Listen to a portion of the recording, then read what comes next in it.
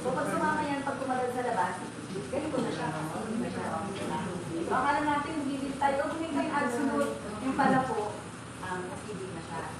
And then, Sprite. Yung ganyan naman ang Sprite, di ba? Para siyang baterya. So, lahat po ng soft drinks ganito, kaya yung po ginawa yung Sprite kasi clear. Pagka po, hindi natin makikita yung color. So, hindi na po kayo ng soft drinks.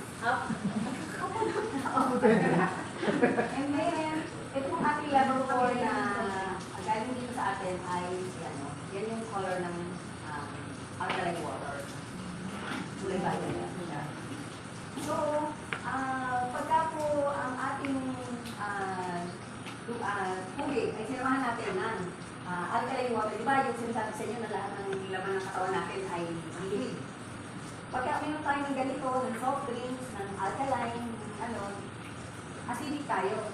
So, lalagay po natin itong water na to sa mga, ito yung body natin, no? Na may mga iba-ibang klaseng kinds of water.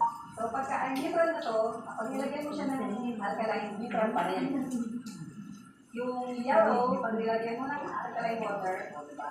Magiging alkaline na siya. So, yun yung sinasabi natin na nababalance yung pH ng katawan natin. So, pag ininom tayo ito, magiging okay ang loob ng katawan. Yung orange, pag nilagyan natin, ang soft drinks, pag nilagyan natin alkaline, ganun pa rin. So, pag ininom tayo ng soft drinks, ang nasa katawan natin, kung ganyan na po, acidic. Tapos, pagka ito nilagyan natin, pag ang soft drinks, nilagay natin sa neutral, ay, mali. Pag nilagyan natin sa neutral, nagiging, di ba? Neutral na yan. Pag uminom ka ng soft drinks, nagiging acidic siya. Acidic siya. Pero acidic na talaga siya. Kaya pa rin yung tayo ng soft drinks. Yung alkaline natin, mayroon siyang level 1 to level 4. Yung level 1, yun yung inumin natin pag nag-start ka lang for 2 weeks. And then after that, yung level 2, ang inumin natin. Ngayon, after level 2, ganun din.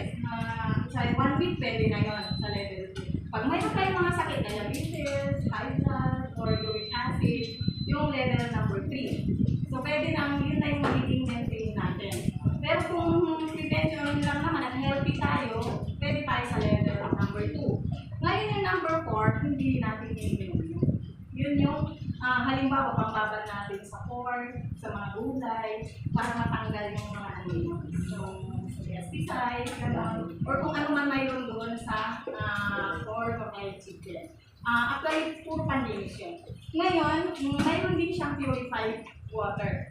Kasi pag uminom tayo ng gamot or vitamins, hindi pwede yung alkaline kasi madali siya matulog. So may mga gamot kasi na dapat hindi siya agad natulog. So kailangan gamitin natin yung purified water. So pindutin lang ito. Ngayon, mayroon din dito yung acid water. Kasi yung level 1 ng acid water, gamot yan sa mga skin diseases, katulad ng acne, psoriasis, or kung ano man, eczema, yun. Pero yung level number 2, ang disinfectant naman yun. So, may melody siya kasi kumakanta to. Yung tinuturuan pa nga lang sa mga kung hindi pa siya kumakanta. So, ngayon pag nagpalit tayo ng filter, dito lang siya. Ito yung filter. Yan. Ito yung pinapalitan lang. Pag once na na-reach na yung I think 1,000 gallon, Sheila 1,000 gallon, at 10,000 gallon, wala na, mag-stop na siya. Sasabihin na niya na i-refill na. O yeah, magtotok talaga siya. I-refill na daw yung niya.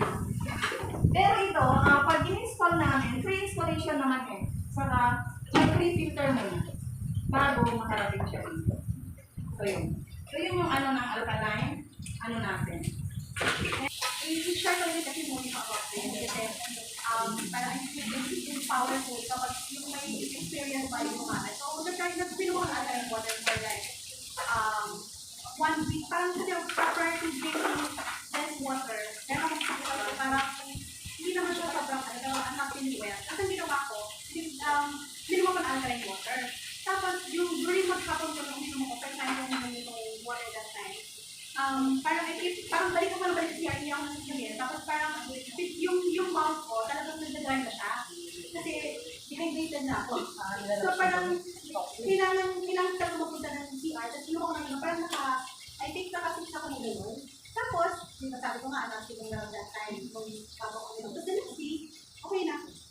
So parang hindi pala talaga ng alkaline water. No? Tapos yung daughter ko rin, meron siyang, nilabas siya, yung daughter ko kasi meron siyang bird. So, umiinom siya ng alkaline water. Tapos yung ganun sabi niya, ma'am, alam mo, nagulito ako sa kumain ko sa restaurant. Dati ayaw, bawal daw kumain ng mga asin. Tapos nagulito ako, kumakain siya ng TV. Tapos sabi ko, pwede ka na ba? No, ano okay na. So, yun, personal testimony ko siya kung bakit din ako hiling sa ating product. So, yun. Number 4, yung water that comes out from the water is good for the skin. So, okay. So,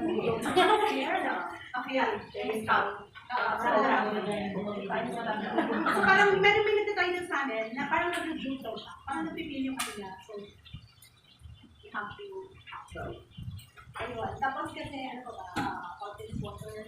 Nagsasabi ko lang din about yung kung bakit tayo nagkakasakit. Sabi nga yung from our training, each one of us, meron talagang cancer cells in our body.